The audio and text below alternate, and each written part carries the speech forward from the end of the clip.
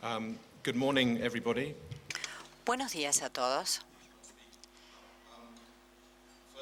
En primer lugar, deseo agradecer a Américo y Alejandrina por su presentación y por la invitación que me han cursado, porque creo que todos ustedes aquí reunidos dan una idea de la cantidad de personas interesadas en conocer la historia que voy a compartir con ustedes. Se trata de un tema de gran interés para muchas personas.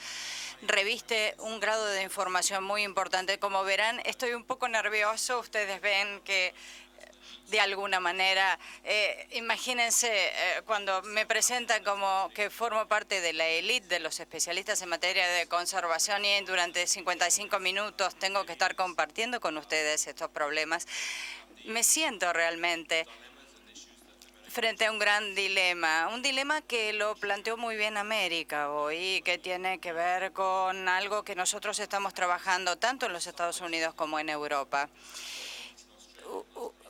En el 85 hubo una conferencia muy importante en Australia, como lo mencionó Américo, y ya hace 25 años de ello prácticamente. Y entonces hay debates que se están desarrollando en todo el mundo de manera constante, con preguntas que se repiten, problemas, dilemas.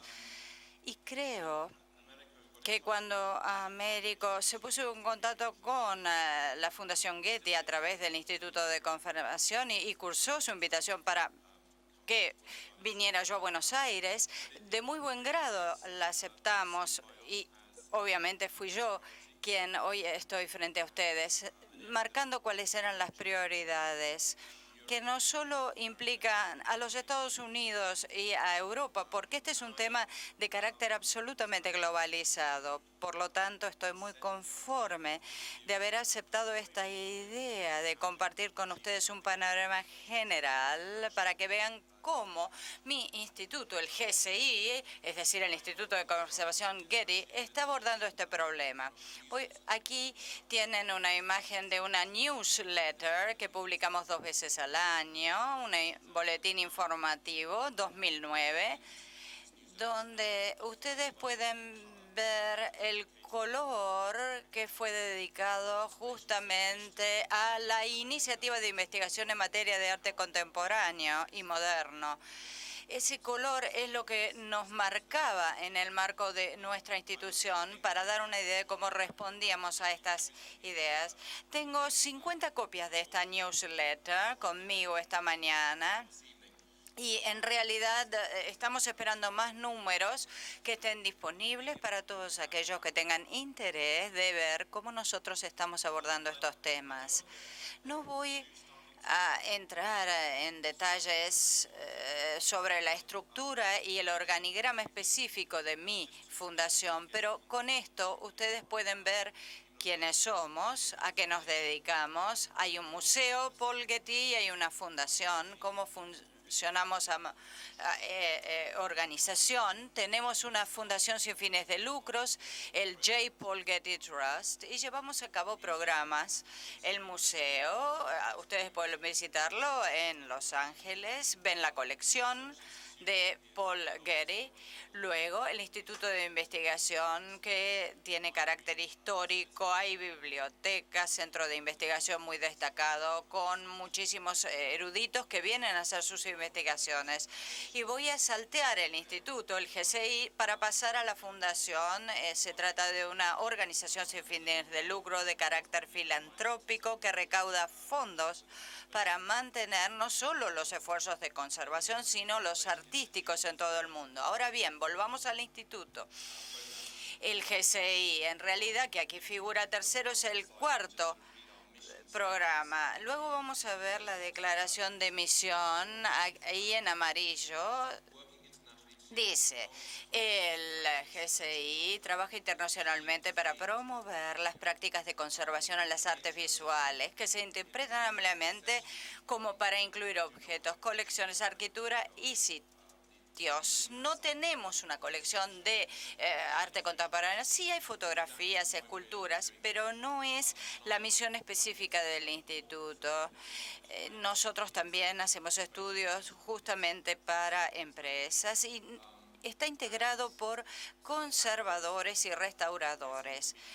En realidad, Instituto se vio reducido en cuanto a los recursos porque tuvo que hacer recortes presupuestarios durante los últimos años como resultado de la crisis y hemos sido sometidos a prueba para ver si nuestra iniciativa resistía la crisis y hoy en día hay 6 proyectos que todavía están en danza en nuestro instituto en lo que hace a nuestra profesión. Tratamos de responder a estos temas de diferentes maneras.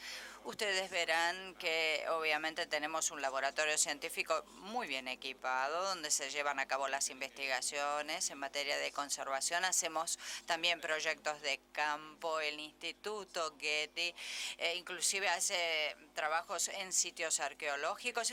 Trabajamos en Egipto, uno muy importante. Como proyecto también hacemos educación, información al público, difusión de la información, campañas de concientización. Ahora, para comenzar sobre los temas más importantes que abordamos, que no los voy a nombrar todos porque ya Américo hizo mención, me concentraré en la necesidad que hoy en día tenemos para realizar una investigación en materia de conservación de arte moderno y contemporáneo. Américo describió muy bien lo que ocurre desde el punto de vista de las casas de remate y de subantas de arte. De hecho, nosotros abordamos una serie de temas que tienen que ver con obras de arte, muchas de ellas producidas antes de 1970, porque obviamente están requiriendo conservación. Tienen 2 imágenes así a la derecha de un grupo de artistas que están trabajando con nosotros muchísimo en este momento y les da una ilustración y descripción de cómo estamos trabajando. Por ejemplo, en la parte superior tenemos John McCracken abajo y Wayne Barton arriba, que trabajaron en la década del 50, 60 y 70. Es un grupo de artistas que eran un grupo fetiche, por así decirlo. Trabajaban con un alto grado de determinación de las obras.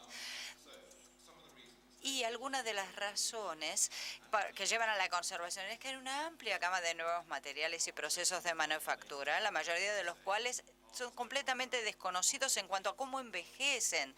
Entonces se utilizan diferentes componentes, mármol, bronce, plástico, resina. Tenemos que ver cómo reaccionan estos materiales. No desconocemos las características de envejecimiento. Esos materiales son inestables, son muy frágiles, incluyen componentes que caen en obsolescencia rápidamente. Y nuevamente, repito este concepto de que no sabemos cómo envejecen los materiales. En la procesión de la conservación, obviamente tenemos mucho práctica en lo que es la restauración. Sabemos cómo envejece el mármol, por ejemplo, bronce, el cobre, pero con todos estos nuevos materiales no sabemos cómo van a responder y vemos cómo van a cambiar en el curso del tiempo. Resinas, plásticas de este grupo fetiche de arte que la utilizaban, obviamente, son sometidas a craqueo, obviamente se resquebrajan y pierden las condiciones iniciales. De allí su fragilidad, de allí la necesidad de ver cómo esos componentes se vuelven obsoletos.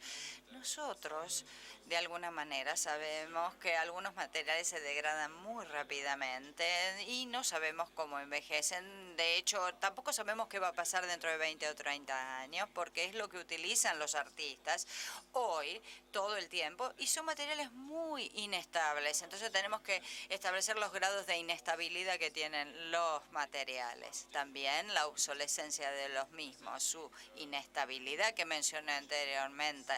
Además, los procesos tecnológicos a los que están sometidos, esa inestabilidad muchas veces es insostenible. La obra no se vuelve sustentable en el curso del tiempo. Parece que hay una muy baja tolerancia también, y no sé si es por razones de mercado o de envejecimiento o de lo que fueran, pero hay una muy baja tolerancia hacia cualquier signo de envejecimiento, deterioro, daño.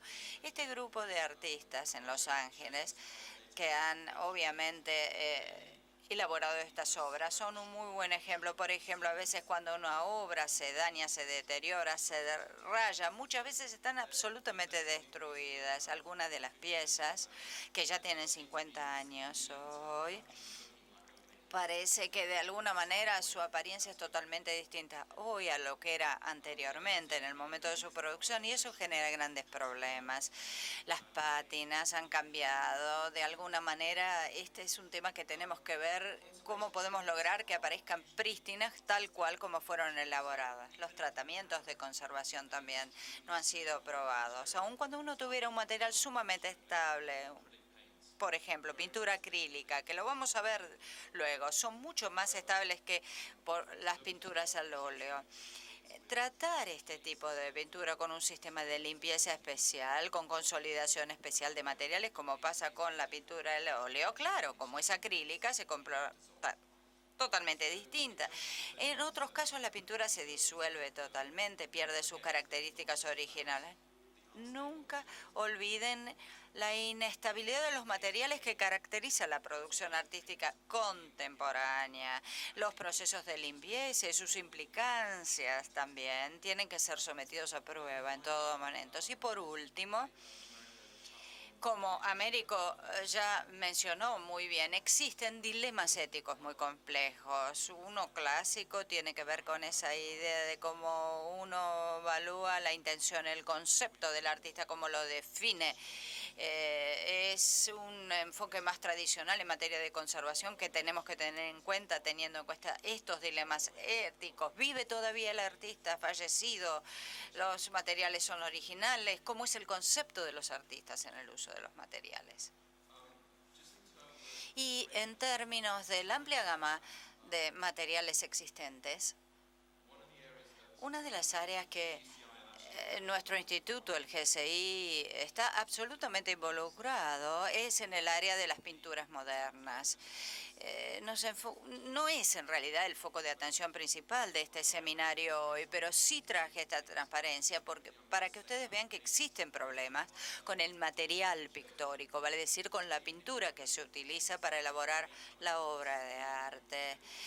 Ustedes saben aquí que los artistas contemporáneos tienen a su disposición muchísimas, obviamente, materiales, ya sea que usen clara de huevo, que usen diferentes tipos de cera, polímeros, esos pigmentos, elementos aglutinantes propios de la pintura, los aditivos, están a disposición de los artistas, obviamente. Y hay pinturas que utilizan los artistas que no tienen carácter artístico, que son industriales, son mucho más económicas, menos costosas que la pintura artística y obviamente tienen un comportamiento distinto, y eso es muy importante porque son complejos materiales, que hay inclusive pinturas con emulsiones acrílicas, y esos diferentes tipos de pinturas tienen diferentes propiedades.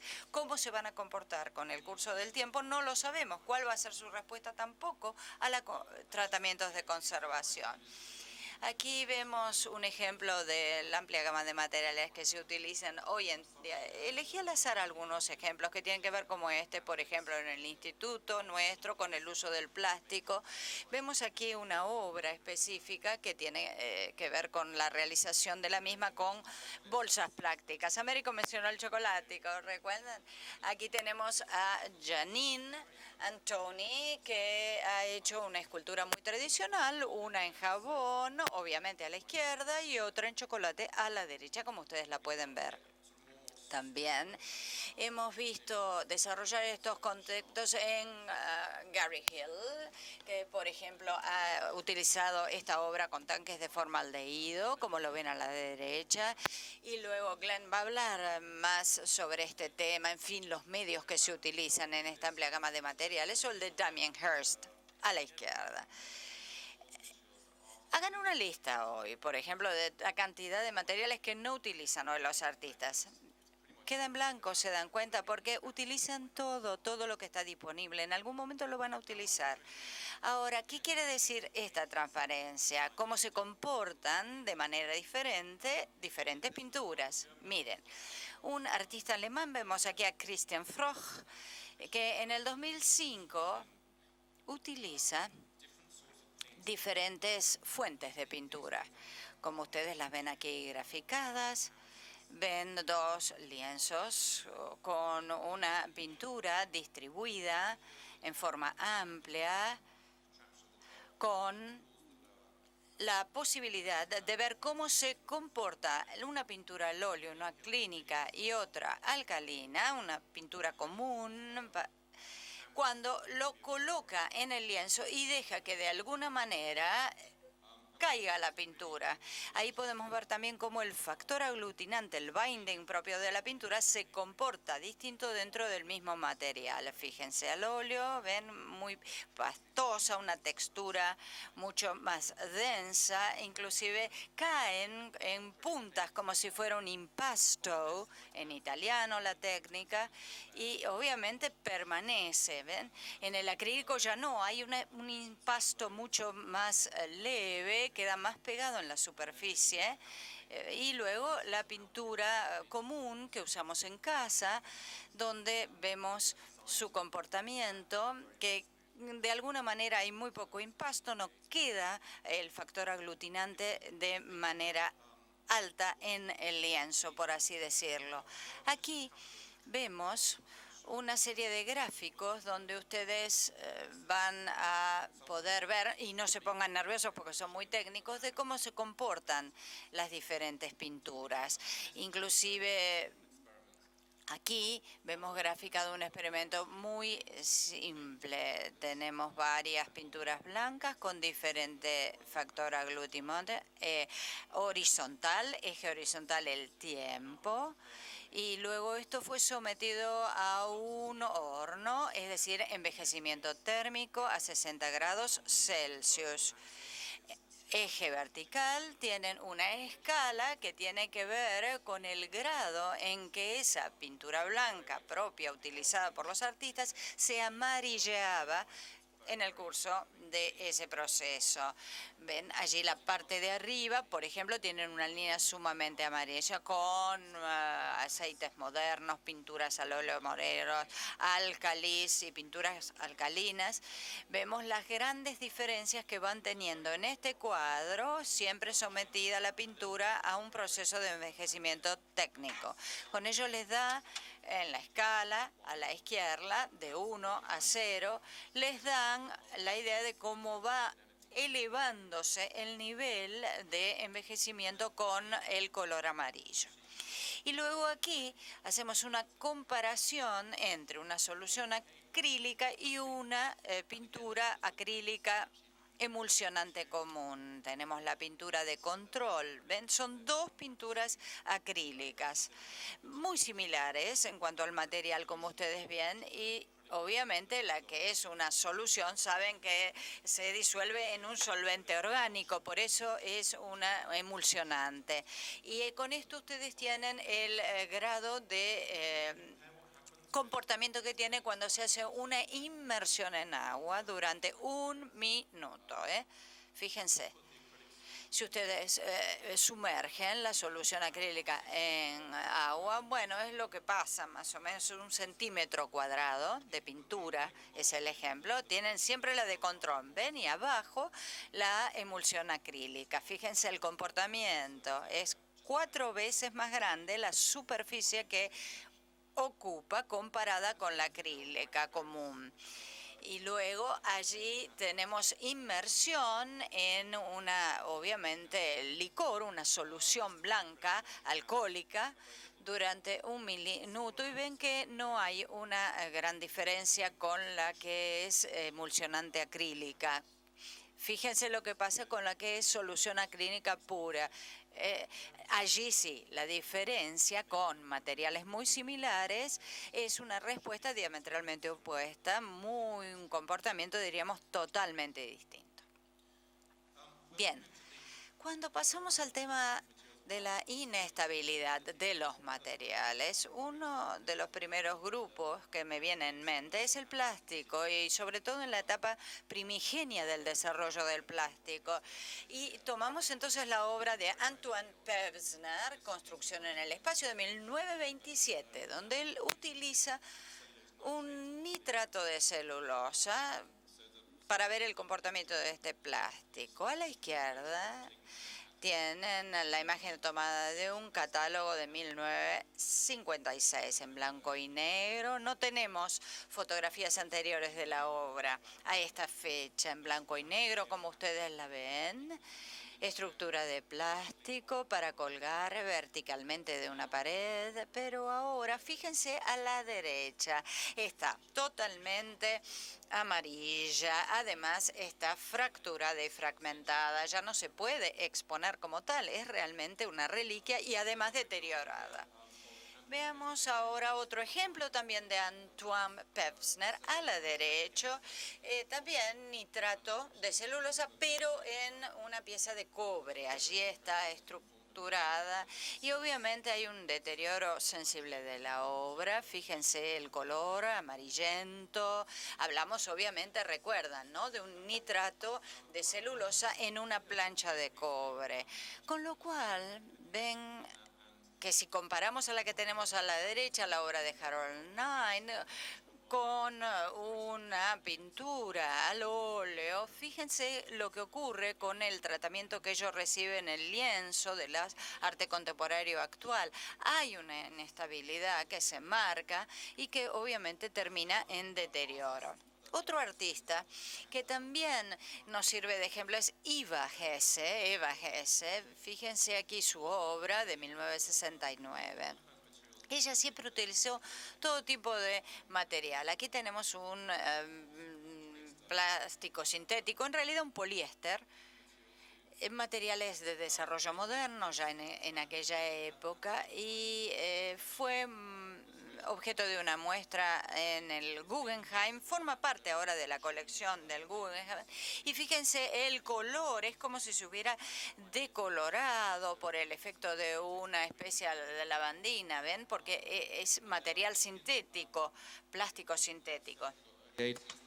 A fines de la década del 70 y comienzos de la de 90 se podía mostrar la obra. Como pueden ver, se ha deteriorado significativamente. Y en una conferencia, en una reunión que organizó el Getty en 2008, de la que les hablaré en unos minutos, tomamos parte de la obra esta para hablar de su restauración y podrán ver que la obra tiene tres componentes por separado, de la izquierda a la derecha. La primera parte son 2 láminas, después viene una de 4 y luego una de 7 láminas. Llevamos las 2 partes más pequeñas. La parte del medio es esta que ven aquí, que está acostada aquí, perdido toda la fuerza estructural. Así se la almacenó y realmente no se la puede poner en forma vertical ahora. Y la parte que está contra la pared es la parte de 2 secciones de lámina que está sostenido por un dispositivo que pusimos atrás, pero ha perdido su flexibilidad. Ahora es un material, pese a que era látex, ahora es un material muy rígido. Y a veces dedicamos parte de nuestro tiempo a ver qué ha pasado con las condiciones ambientales y el clima que pueden exacerbarle el deterioro. Vemos los efectos de la luz del sol, sobre todo en la pintura acrílica. Aquí pueden ver a la izquierda uno de los murales más famosos de Los Ángeles, Hollywood Jazz, que se está pelando de alguna manera. Ahora lo ven claramente en la imagen, y a la derecha vemos la parte de adentro de una escultura también de Miami, en este caso, donde el calor y la lluvia han causado una oxidación extrema. Y también está el tema de la obsolescencia. Esta obra de Jan Flavin de la izquierda, los que hayan visto sus obras habrán notado que un tubo ha cambiado su color o ha perdido su brillo, o se ha apagado incluso. Esto está en el estudio de Jan Flavin en Nueva York, donde el asistente Flavin en realidad tiene un estudio de conservación en este momento. Américo decía que no se trata del estudio de conservación clásico, donde el pintor lo que está tratando de conservar es una pintura de caballete. Aquí estamos hablando de tubos que están hechos a medida, Es difícil obtener todos los colores de la paleta de Flavin. Y lo único que están haciendo ahora es mantener a una empresa todavía en operación, en funcionamiento, porque está haciendo a medida estos tubos y la preocupación es el momento en que esta empresa deje de fabricar estos tubos y suceda algo y no puedan obtener estos tubos para las obras de Flavin. Seguimos con la idea de la baja tolerancia al daño y el envejecimiento. Volvemos a uno de los artistas que mostré al principio, de Wayne Valentine. Esta es una obra llamada Brown Circle, Círculo Marrón, del 65. Aquí tenemos poliéster, claro, que ha sido muy pulido para tener este acabado que pueden ver, sorprendente. Lo que tengo acá, la cita, no es de Valentine, sino de otra artista, Ellen Pashkian, que trabajó en estrecha colaboración con Valentine y que trabajó con esta resina de poliéster. Eran parte de este grupo. A Helen no le gusta hablar del acabado, le gusta hablar de lo que está adentro. Y tuvimos un debate en el Getty sobre estas obras. Ella dice que si hay una rayadura, eso es lo único que se ve. El punto es no el acabado, el punto es poder interactuar con la obra, ya sea dentro o fuera, para verla a través de ella, relacionarse de esa manera con la obra. Es por eso que tenemos que manejar el tema del acabado para que podamos tratar a esta obra a un nivel mucho más profundo. Esto suena muy bien, pero esto significa en la práctica que una vez más este estudio de conservación moderno puede muchas veces tener esta apariencia. Esto es en Los Ángeles. Aquí están, como pueden ver, esta persona ha crecido con todos los artistas y es la única persona en la que confían para hacer el reacabado de sus obras. Este es un círculo. Tal vez yo no debería estar mostrándoles esta transparencia. Esto es lo que sucede. Estas obras a menudo se pulen, si uno tiene suerte, y si no, si están muy rayadas, lo que se hace es lijarlas. Y entonces tenemos que llegar a tocar mucho el material original para lograr el acabado que tenían. Y entonces estas son las tareas que se emprenden para alcanzar ese acabado con las obras que han tenido un rayón o un rasguño. Quiero hablar de un par de temas éticos. Este es un tema difícil para presentar.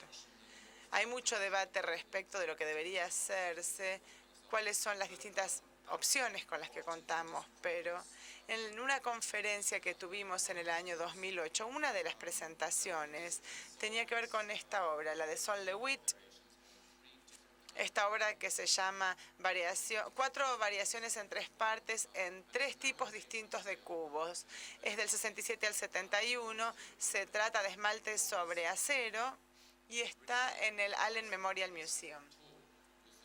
Lo interesante aquí es que el museo y el conservador estaban dispuestos a hablar abiertamente acerca de lo que les hicieron a estas piezas.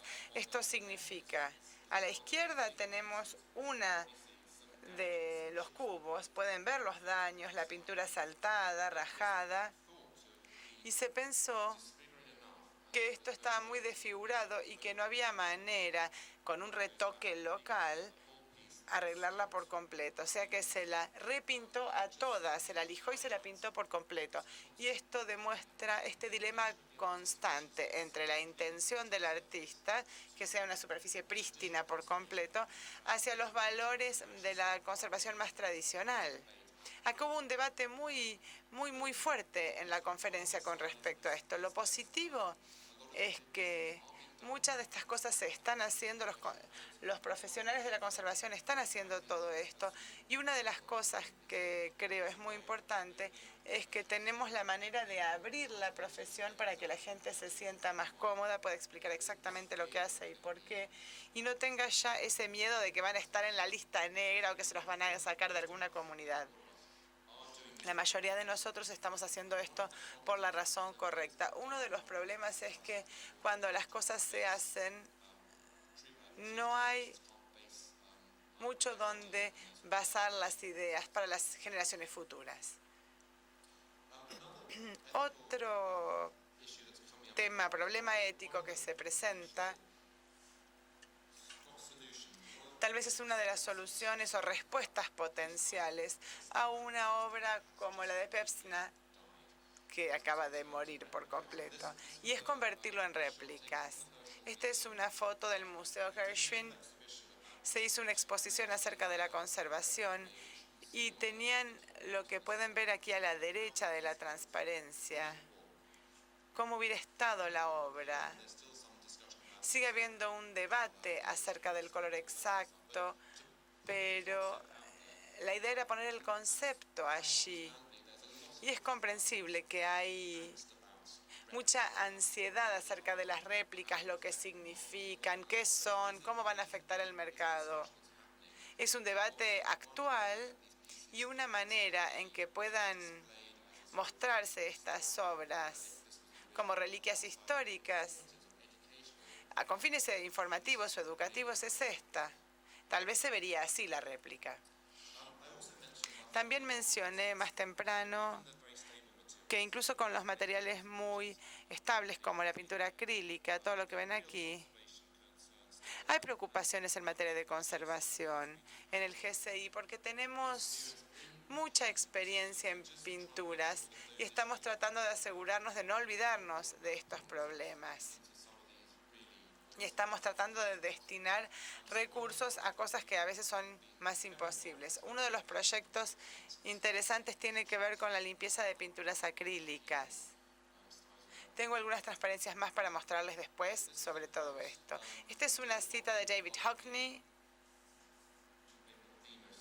Tal vez no la más famosa, pero él es sí uno de los artistas más famosos que están utilizando la pintura acrílica. Estaban utilizándola sobre todo en los años 60. Y él se enteró de la investigación que estábamos haciendo. Esto es algo que no fluyó, esto fue un poco forzada. Sin embargo, estuvo dispuesto a decir que esto eran sus palabras. Dijo lo siguiente: la pintura al óleo ha sido utilizada por los artistas durante 600 años, más o menos.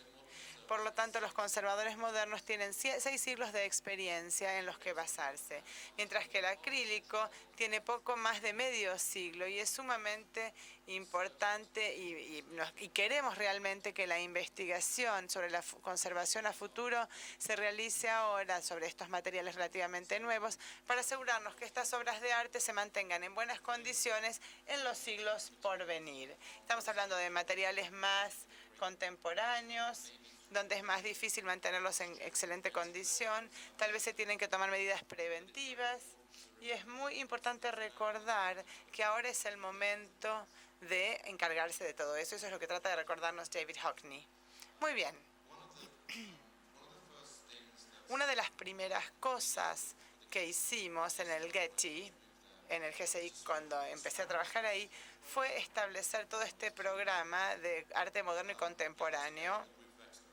Tomamos este grupo de expertos, un grupo elite. No les voy a dar todos los nombres de todas las personas, pero Carol y Glenn estuvieron ahí, aunque Carol no está en la foto, no sé dónde estaría escondida. Estaría haciendo una llamada telefónica. Pero la orientación era bien para Europa y América del Norte. Un par de personas vinieron de Brasil, Luis Salsa y Stefan Schaefer.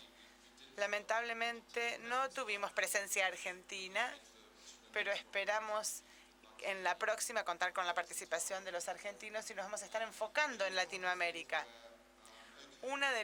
Aquí podemos ver entonces, fuimos a estas conferencias, escuchamos los temas, los problemas, las preguntas, qué debemos hacer y parecería que tenemos que decidir y hablar sobre cómo el terreno debería responder a estas cosas. No estoy diciendo con esto que vamos a encontrar todas las respuestas, sino que tenemos que determinar qué es lo que necesitamos, si hace falta un determinado tipo de debate o algún tipo de conferencia, o hace falta tal vez diseminar más las necesidades y la información o hacer una mayor colaboración con la industria. Tenemos que determinar todo esto y ponerlo en un documento.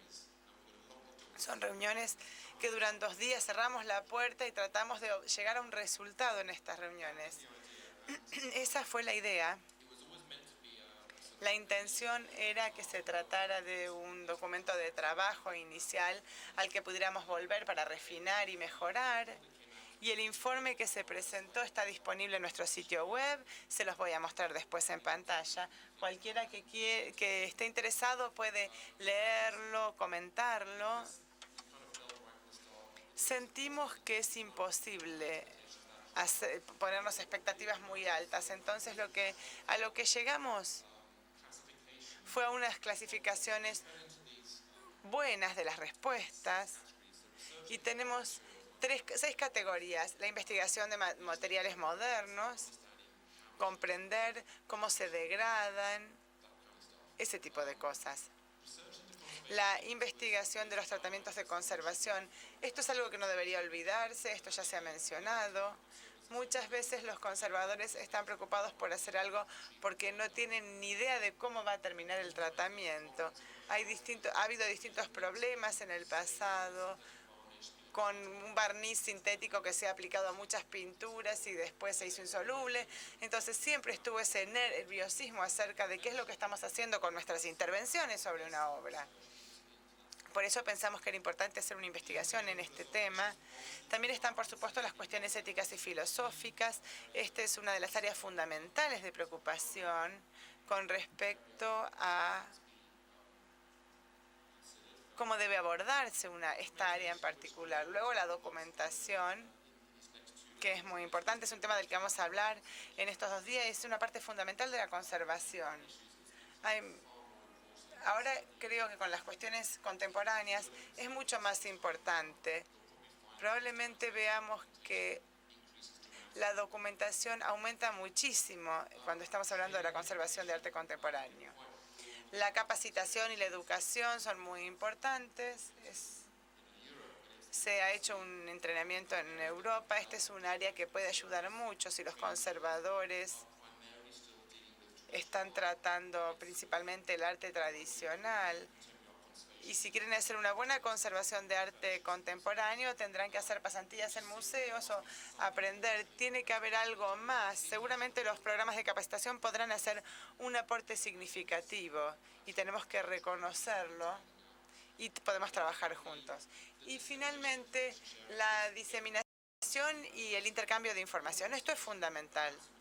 Toda la conservación, pero sobre todo en el área en que hay tanto trabajo por delante y son pocas las personas que tienen los conocimientos técnicos. Entonces tenemos que asegurarnos de que toda la información llegue a todas las personas que lo necesitan para que no se estén duplicando las investigaciones y los estudios. Por eso es importante que lo mencionemos como una de las áreas de interés. Como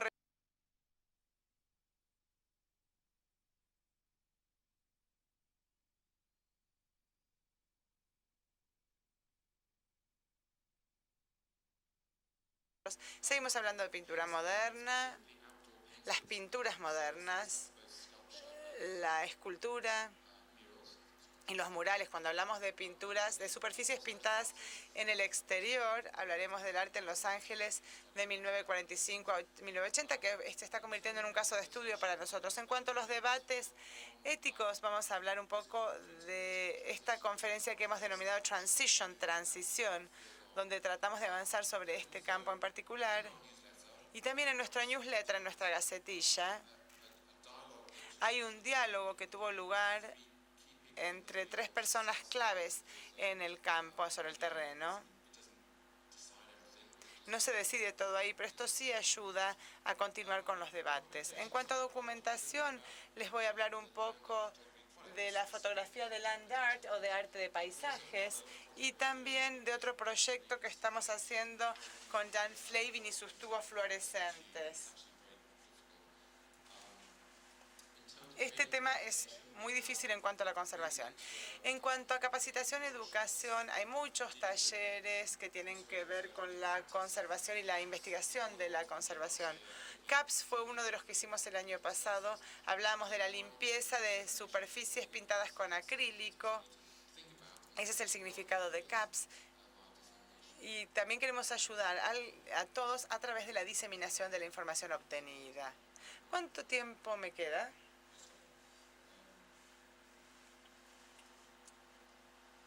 Muy bien. A ver, todavía tengo muchas cosas por decir. Race through some of the Voy a abordar una investigación que tiene que ver con las pinturas modernas. Vamos a ver una breve cronología para que ustedes tengan una idea de cómo se desarrolló este trabajo. Si tienen mayor interés en ello, vamos a compartir después detalles. Lo que hizo el GCI fue desarrollar la investigación en 3 fases. Primero, antes de que yo inclusive integrara el GCI, comenzó esta iniciativa en 1992-2001. Yo estuve entre el 2002 y el 2006, donde ya la Tate Gallery, donde yo estaba anteriormente, trabajaba en estrecha colaboración con el instituto. Y en la actualidad esa red de comunicación es muy amplia porque hay muchas entidades de investigación que trabajan en forma coordinada, libre y amplia, siempre a través del GCI, para obviamente hacer un trabajo coordinado con los laboratorios de investigación. Lo que queremos es invitar a los interesados a que se unan a la red de todas partes del mundo y realizar estos trabajos de conservación de una manera más informal. Voy a saltear algunas transparencias para que ustedes tengan una idea cabal de que cuando finalizamos la segunda etapa en el 2006, llevamos a cabo una muestra que se denominó Modern Paints Uncovered, es decir, las pinturas modernas descubiertas. El objetivo fue encontrar un punto a partir del cual pudiéramos trabajar para abordar estos temas relativos a conservación de pinturas y que la gente pudiera tener una especie de fotografía del panorama actual en aquel momento que se abordaba en materia de conservación de arte, historia de la pintura, análisis de identificación de cuestiones, propiedades de las pinturas y características de su superficie, comportamiento del envejecimiento, conservación y estudios de limpieza. Cada uno de ellos fue un proyecto. Lo que hizo el instituto fue, a partir de esta experiencia, hoy en día desarrollar los proyectos actuales que ustedes ven en transparencia. En primer lugar, se hicieron varias cosas, entre ellas implementar un proyecto de limpieza de pinturas acrílicas. Se disparó el debate en esta materia, se organizaron iniciativas para encontrar, por ejemplo, socios industriales como Dow Chemical, que fueron realmente muy operativos en cuanto a brindarnos materiales para la limpieza y también procedimientos para la limpieza de las obras. Y les voy a mostrar luego una serie de transparencias en unos minutos. En segundo lugar, además de la investigación propia que hicimos con Dow Chemicals, organizamos un coloquio que se llamó CAPS para el desarrollo de proyectos científicos para poder efectuar mediciones específicas que luego fueron publicadas en trabajos de investigación formal para que de alguna manera el fruto y producto de la investigación en materia de pinturas modernas estuviera absolutamente medida en cuanto a los resultados. Esto tuvo un apoyo absolutamente científico, se hizo con revisión de los pares y además yo mismo participé en mi calidad de conservador para que de alguna manera se pudiera establecer esta conexión científica entre la iniciativa y el proyecto realizado y la medición de los resultados obtenidos. Luego se abordaron casos de estudios referidos a artistas en particular. Utilizamos técnicas que nos permitió identificar los medios que utilizaban los artistas, los pigmentos, las tintes. 3 artistas se eligieron, Sam Francis, Robert Ryman y Clifford Steele, que además en estas obras fue muy difícil identificar los pigmentos porque ellos utilizaban tintes muy fuertes que utilizándose en pequeñas cantidades pero en forma sostenida, constituyó un gran desafío para nuestra tarea. Además, se mejoró el análisis de los pigmentos orgánicos y se hizo una caracterización general de dónde se podían detectar cada uno de esos pigmentos en especial. De manera muy rápida, a la izquierda, ustedes van a ver ¿Cómo trabaja un conservador cuando hace la limpieza de una obra? Es un entorno controlado, lo hace de manera totalmente organizada, somete a prueba los procedimientos de limpieza para determinar las diferencias entre las diferentes pinturas. Es un proceso bastante lento. Luego sería el enfoque, digamos, convencional.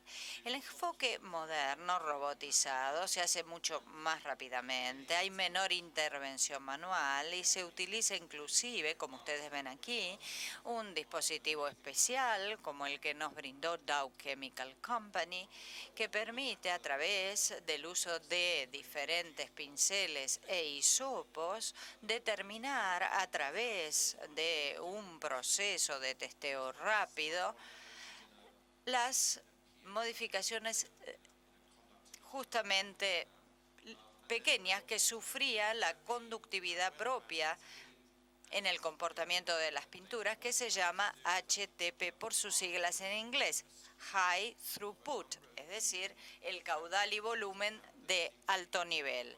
Allí ustedes ven que esta metodología fue particularmente interesante para la limpieza de pinturas en general, no tanto para las pinturas acrílicas en algunos casos específicos. Aquí ven en las dos filas superiores cómo se hace la gestión de datos en cuanto al testeo HTP.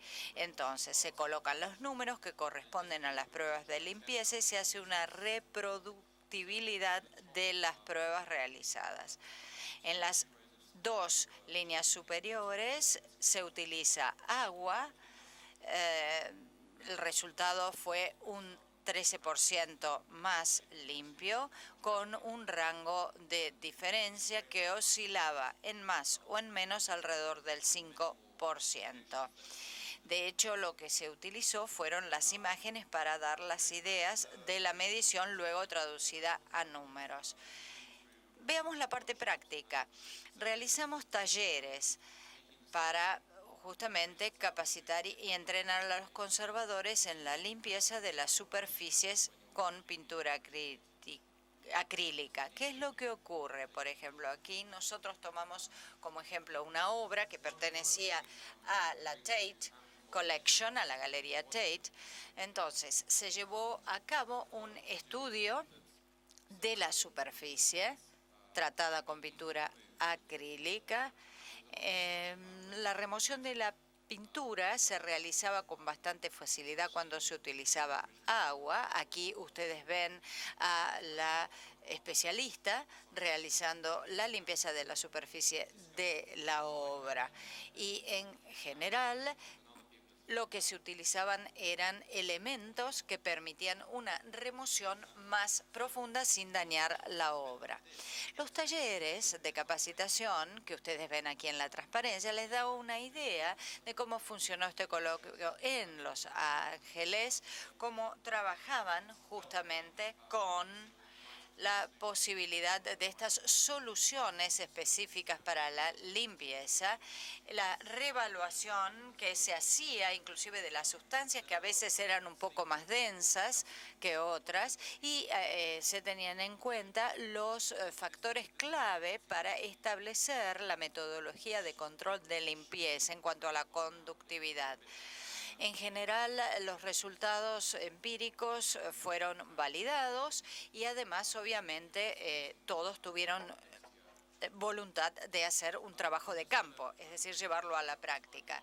Yo soy consciente de que nos estamos acercando al final del tiempo asignado para mi presentación, pero aquí tienen los casos de estudios. Ven a San Francis, los socios fueron la Fundación San Francis, de hecho, con varios tarros de pintura, como ustedes ven aquí, y el tratamiento de obras, por ejemplo, que habían sido deterioradas. Por ejemplo, aquí en la colección un mango especial que formaba parte de la obra y que estaba siendo conservado. Aquí justamente trabajamos Robert Ryman, para los que no lo conocen, generalmente utiliza pinturas blancas, y cada una de esas pinturas las trata de manera muy especial, con lo cual él es un muy buen ejemplo que nos permite identificar el comportamiento de las pinturas en general de base blanca y el grado de craqueo que puede sufrir esa obra, es decir, si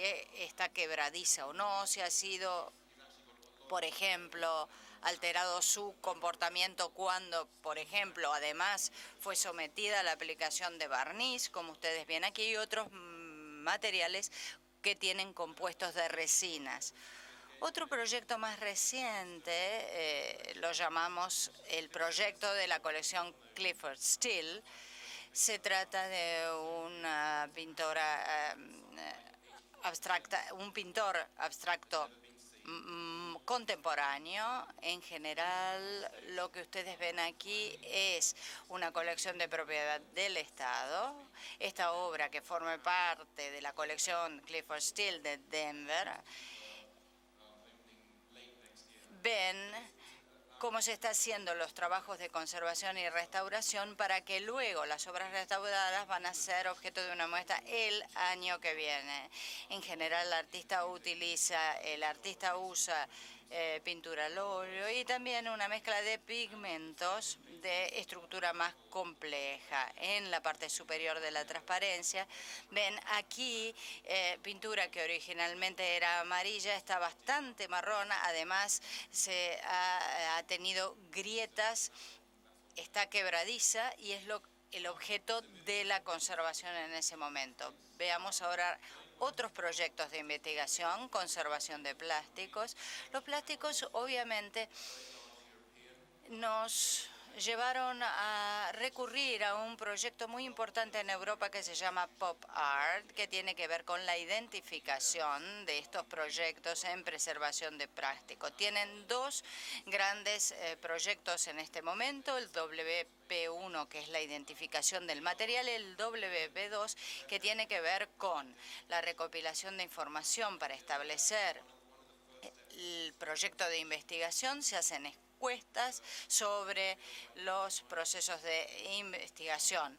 En esos procesos de investigación se identifican los diferentes tipos de plástico, porque el plástico está integrado por polímeros y existen cientos de polímeros distintos, que obviamente hacen que luego, cuando se utiliza pintura en este medio, se altere en gran medida y además se degraden. Ese es el proyecto número 3, WP3, se degraden de manera diferente.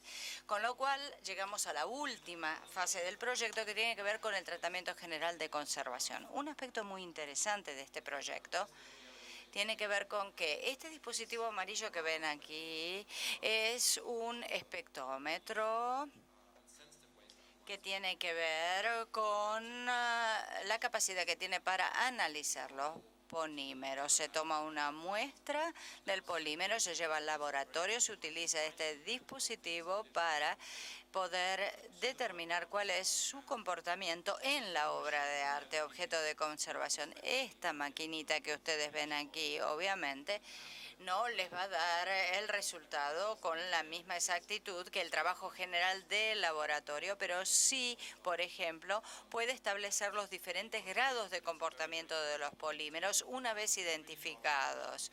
Con lo cual, ante un conservador que tiene que analizar una colección con muchas obras que contienen polímeros, puede realizar un estado general de identificación en etapa temprana a través de este dispositivo.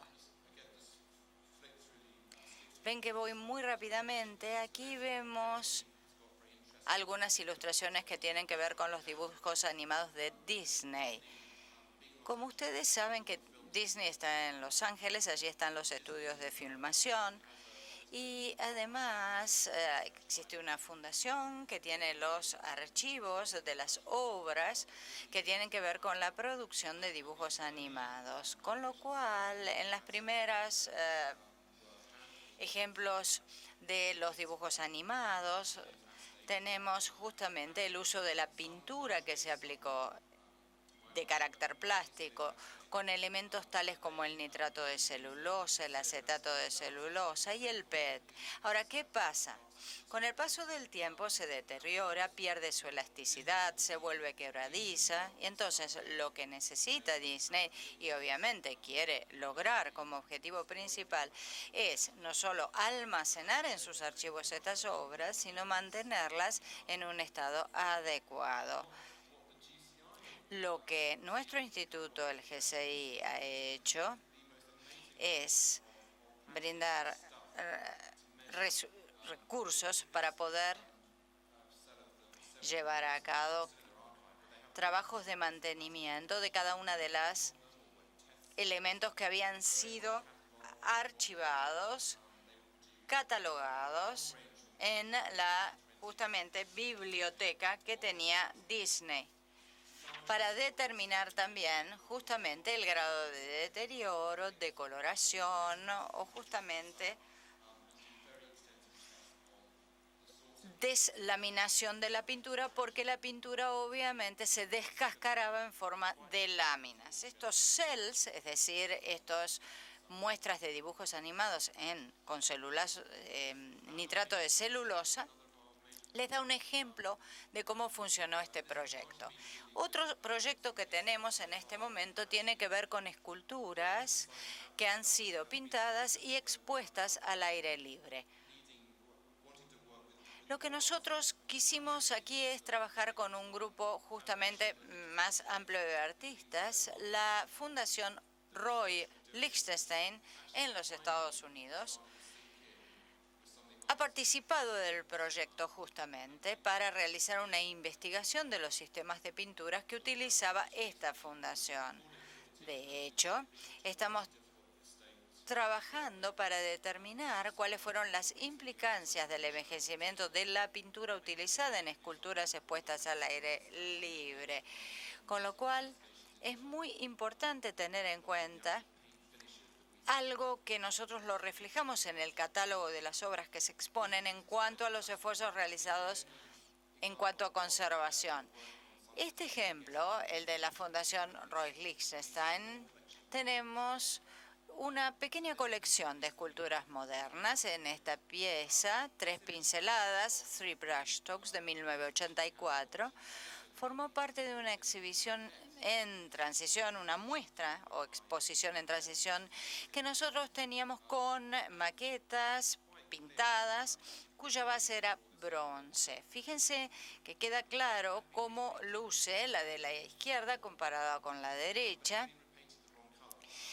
Cuando se hizo la restauración fue pintada de un color equivocado, no era el mismo tipo de amarilla. Aquí vemos un corte transversal donde ustedes pueden ver en la parte superior el amarillo original y luego cómo se fue deteriorando con el curso del tiempo. Inclusive se ven allí es más pálido el color abajo.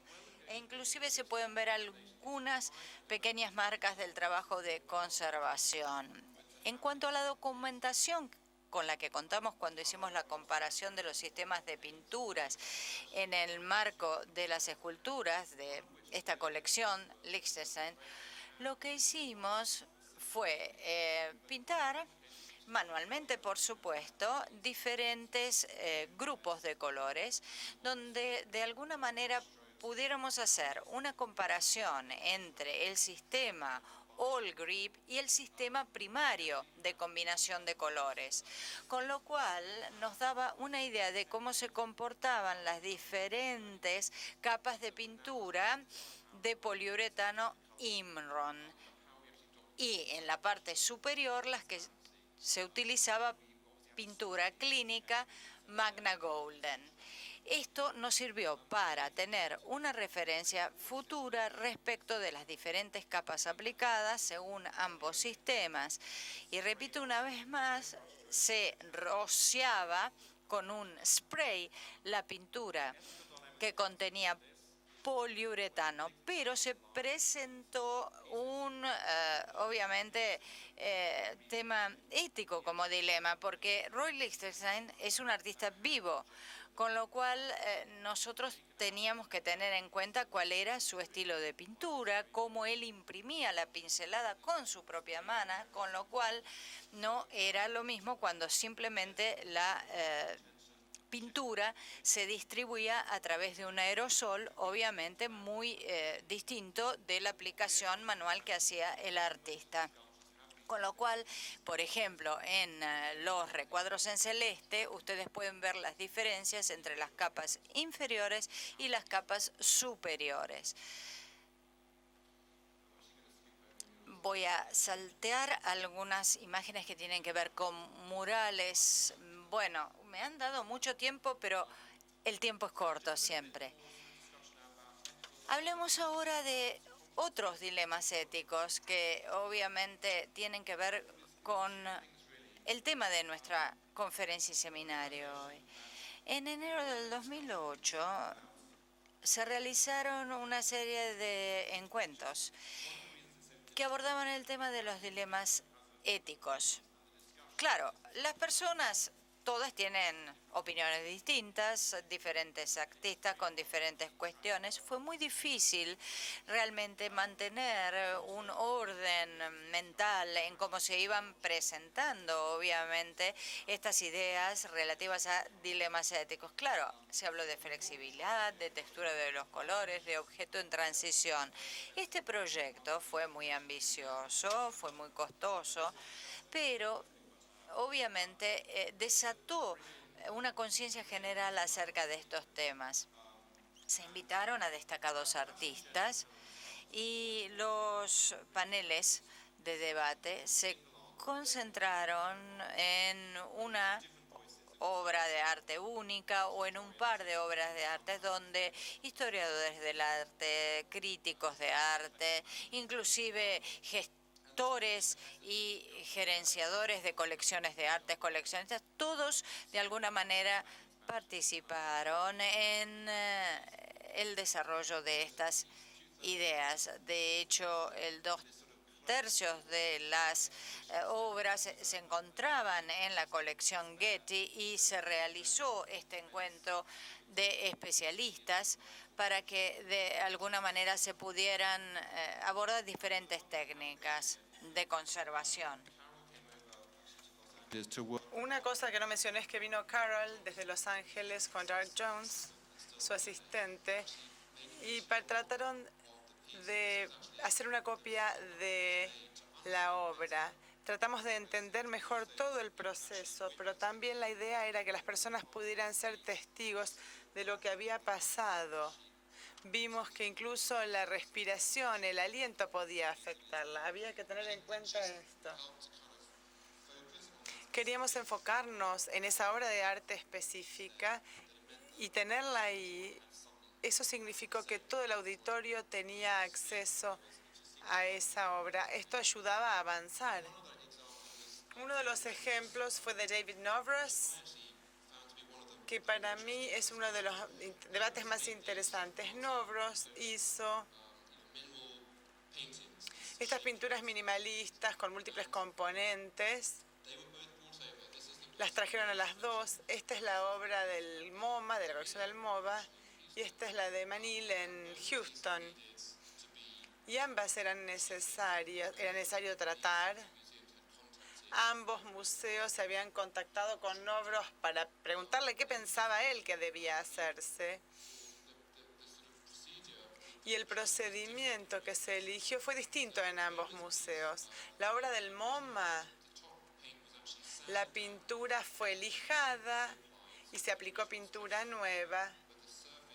La superficie ahora es nueva y la verdad es que se ve muy bien, muy prístino. Mientras que en la otra podemos ver que hay una tercera obra. La decisión fue hacer una obra completamente nueva, una réplica. Así que tuvimos las tres obras. Este es el límite original, digamos, que tenía muchas rajaduras. Esta es la réplica y esta es la de MoMA. Y fue muy interesante escuchar a Nobros, porque él fue uno de los panelistas. Y él habló de algunos de estos temas y también explicó por qué se habían tomado estos dos enfoques distintos. Entonces, volviendo al tema de la refabricación, hablando de los artistas de Los Ángeles, un ejemplo que ha surgido fue el de Craig Kaufman, que murió hace muy poco. Y una de sus obras se hizo muy famosa en Los Ángeles. Está en el Museo de Arte del Condado de Los Ángeles y compitió en París. Se cayó la obra de alguna manera, se rompió. Está hecha con plexiglas pintado, así que la obra se dañó gravemente.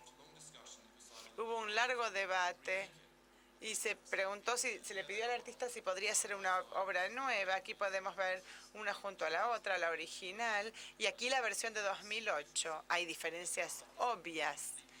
El color no está exactamente idéntico, pero no está tampoco tan lejano. A la derecha está mucho más rojo y menos rosa. Este es un muy buen ejemplo para que podamos repensar. ¿Qué es esto? ¿Cómo debemos llamarlos? Esta es la única manera de abordarlo. Fíjense que todas las partes estaban ahí. Hubiera sido muy difícil pegarlo. Pero, sin embargo, esta obra está siendo destruida. Parte del acuerdo fue que realmente se la iba a destruir para que se pudiera rehacer esta.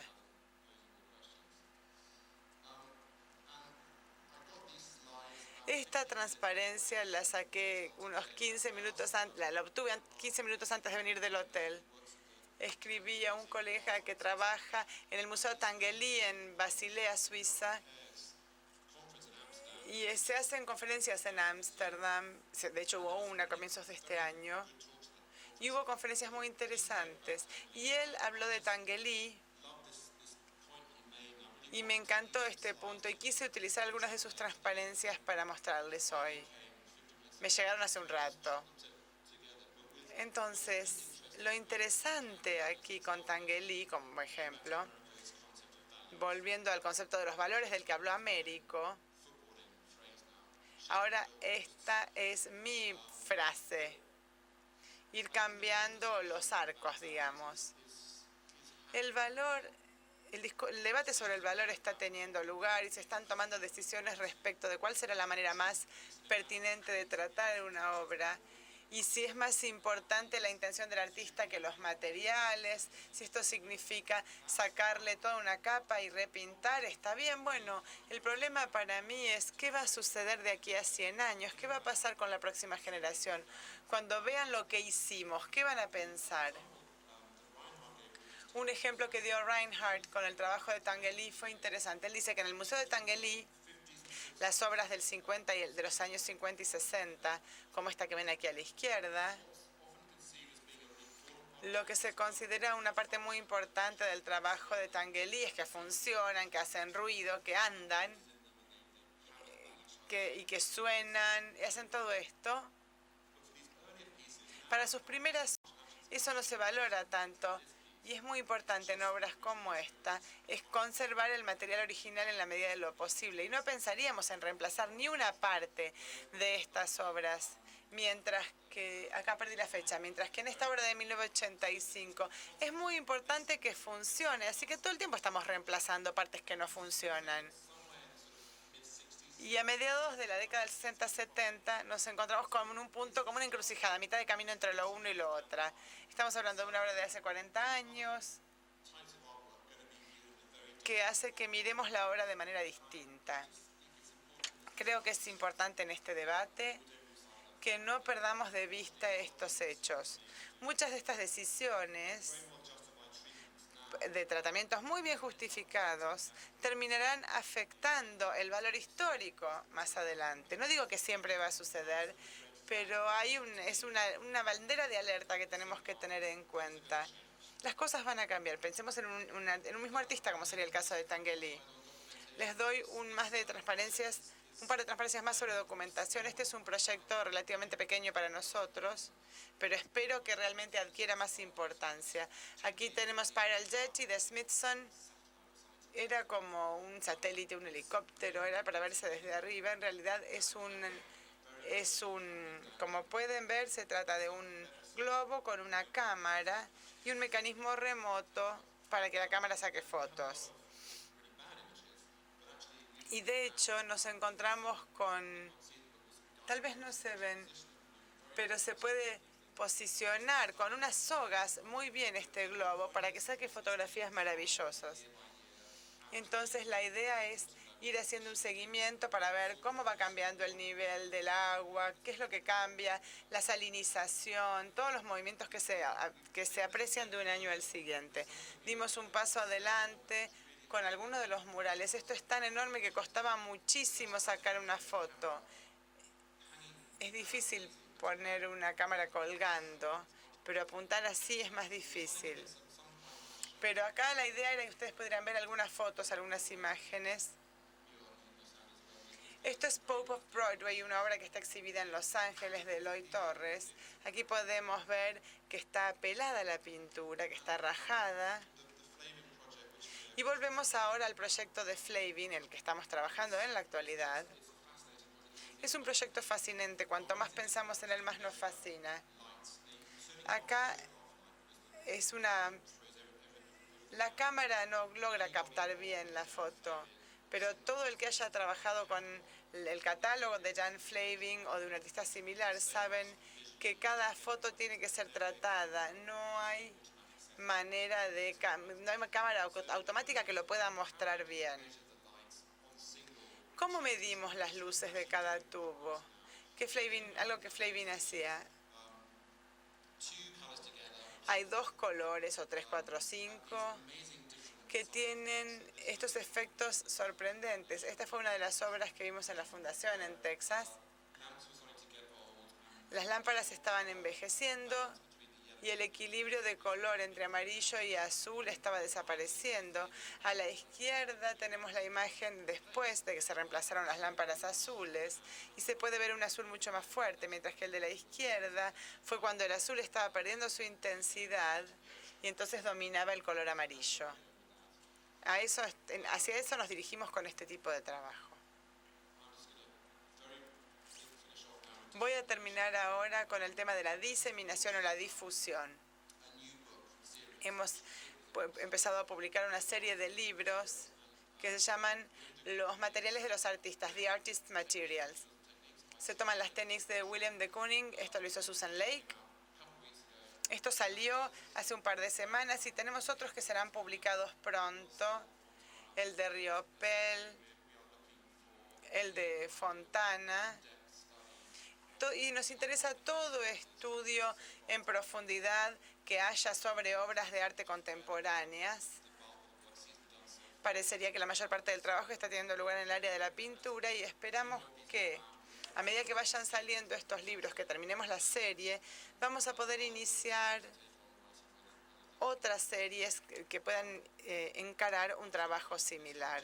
Quiero terminar con esto. Déjenme esta transparencia en pantalla por un rato, porque aquí les estoy poniendo los sitios web. Es muy complicado cuando uno pone el sitio web, pero es muy fácil encontrarlo, creo. Vayan a getty.edu, ahí encuentran el sitio web y ahí van a encontrar el Instituto de Conservación. O pueden ir directamente a GCI utilizando esto. Ahí van a poder encontrar la iniciativa de investigación en arte contemporáneo y moderno. Ahí está el link, aquí tienen mi email también. Yo estoy más que dispuesto a contestar preguntas ahora o después, o durante el día de hoy o mañana o más adelante.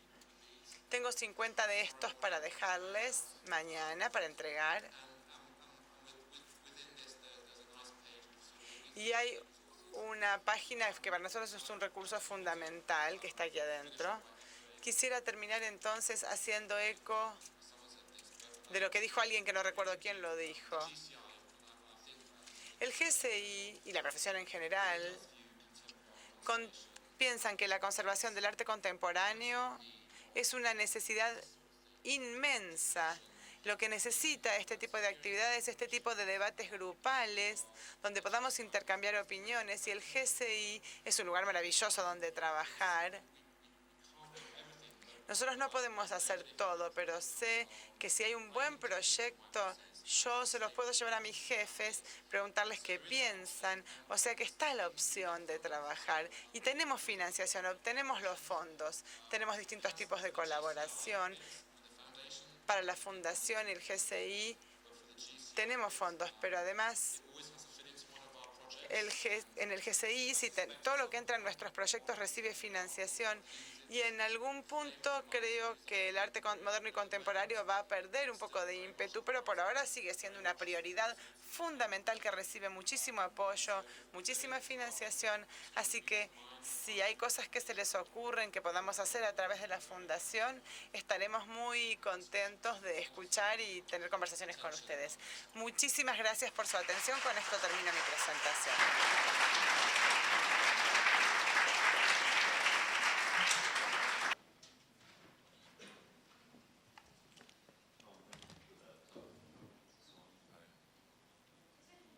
Thank you for that really Gracias por esa presentación tan equilibrada, donde cubriste todas las áreas del trabajo que está haciendo el GCI. Quiero volver al último comentario cuando hablaste de la financiación de los proyectos. Para aclarar un poco, cuando uno pide una beca a la Fundación Getty, ¿siempre tiene que haber un componente Getty en el proyecto o alguien puede solicitar para un proyecto propio? Siempre tiene que ver con el dinero. Es una buena pregunta. Creo que lo que les voy a decir es lo correcto. Hace 3 años y medio que estoy en Getty. Y la fundación ha hecho muchísimos cambios en sus reglas. Sé que está muy bien explicado en su sitio web. Pero creo que las cosas son como les voy a decir. Si la financiación viene de la Fundación Getty, es un programa independiente.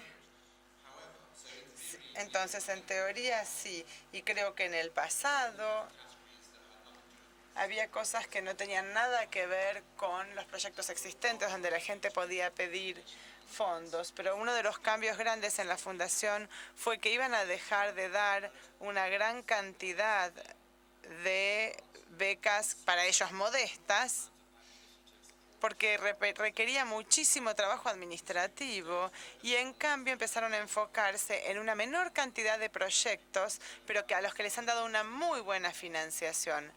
Algunos tienen que ver con pinturas, mosaicos, de los actuales, ¿no? Que no me acuerdo ahora de qué otro tipo. No estoy seguro de si la fundación trabaja así o no.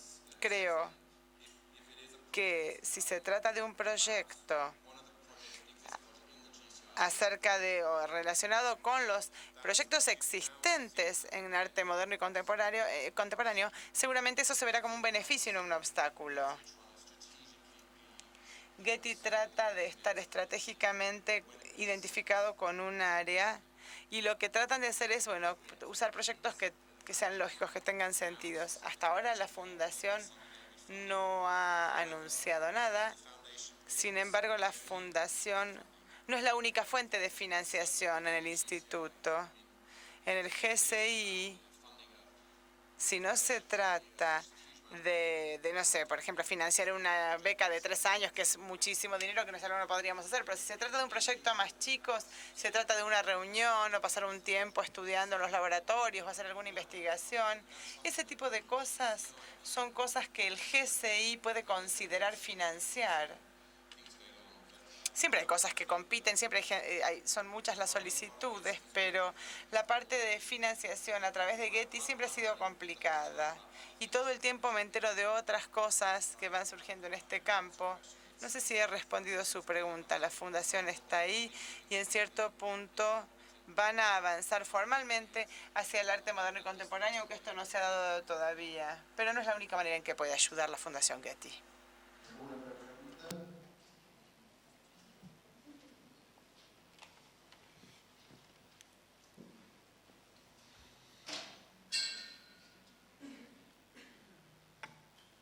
Hola. Quería preguntarle si en el caso de los artistas vivos, contemporáneos, si además de trabajar en conjunto en el plano de la filosofía de la obra, de cómo está hoy la obra y cómo fue originalmente, hablar de la materialidad, los restauradores, conservadores también intervienen en la obra, o es el artista el que realmente la interviene. Yeah.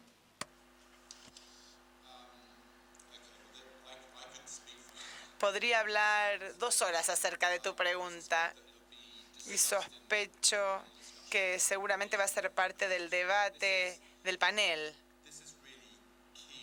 Esto es fundamental y muy difícil. Hay tantas cosas en juego y es tan fácil decir, bueno, depende. Hay muchas cosas en juego en este tema. Para darte una respuesta muy general, y después habrá personas que podrán dar su opinión seguramente en el panel, mi percepción, yo me entrené en forma tradicional, empecé a trabajar en la Tate y llegué de esa manera al arte moderno y contemporáneo. En el momento en que había mucho debate, mucha gente tenía problemas o se preguntaba acerca de esto. Obviamente, es muy importante que se tomen las opiniones del artista. Tiene que haber llamadas telefónicas, cuestionarios, entrevistas. Esto es fundamental. Hay mucha gente que se encarga de hacer eso y se trata de una fuente de información sumamente valiosa. En cuanto a los profesionales de la conservación, tal vez haya personas que no estén de acuerdo conmigo, pero es un campo en el que a veces se le da demasiada importancia a eso. Y la conferencia de Bilbao que mencionó Américo, la de IIC, que es una muy importante. Recuerdo de esa reunión es que se habló muchísimo que este era un problema sumamente interesante y se habló de lo que había dicho el artista y él dijo esto y se hizo aquello. Se le presta mucha atención, se le da mucha importancia a la intención y al concepto. A partir de ahí la profesión ha avanzado un poco, me parece, y ahora reconocemos cuáles son las dificultades inherentes a la definición y a tratar con los artistas. Tal vez hacer todo lo que ellos pidan sería casi una mentira. Ellos podrían cambiar de idea de una década a la siguiente. Se podría decir algo y después vienen y dicen, bueno, no, yo no quise decir eso. No entendieron lo que les estaba diciendo. Está ese umbral de conservación que creo ahora ha madurado un poco. Y una de las cosas fundamentales que hay que considerar, aunque no es la única, es que el punto fundamental de hacer esta conferencia Origin and Transition, en la que se habló tanto de este tema, una de las cosas fundamentales era reunir a los conservadores con los historiadores de arte, curadores también. Yo conocí muy rápidamente lo que había pasado con Perchot, que no es historiador, pero que está muy fascinado con el arte contemporáneo. Vino a Bilbao y dijo, como generalización una vez más, que estaban saliendo de esa etapa en que la intención del artista se ignora por completo, que es irrelevante, demasiado difícil y que queda en manos de otros interpretar. En cierto sentido, la conservación y la historia del arte estaban como en los extremos de este espectro y estamos tratando de llegar al medio. El punto en esa conferencia fue tratar de tener en cuenta estas opiniones tan divergentes. Lo que les puedo decir es que este es uno de los temas que van a seguir siendo objeto de debate. Seguiremos cambiando de opinión. En Origins y Transitions, en el panel, la que lo presidió, ella empezó pidiéndole a la gente que describiera un momento en que se hubiera ido en contra de los deseos del artista.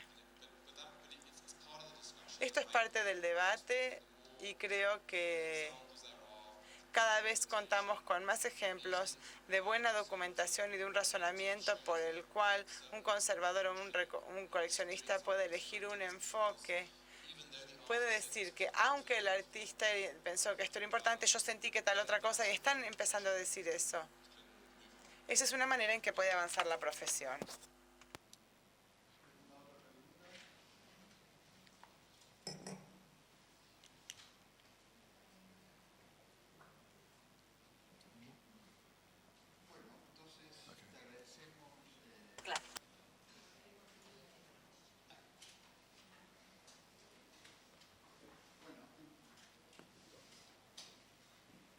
Bueno, entonces le agradecemos, realmente ha sido muy informativo.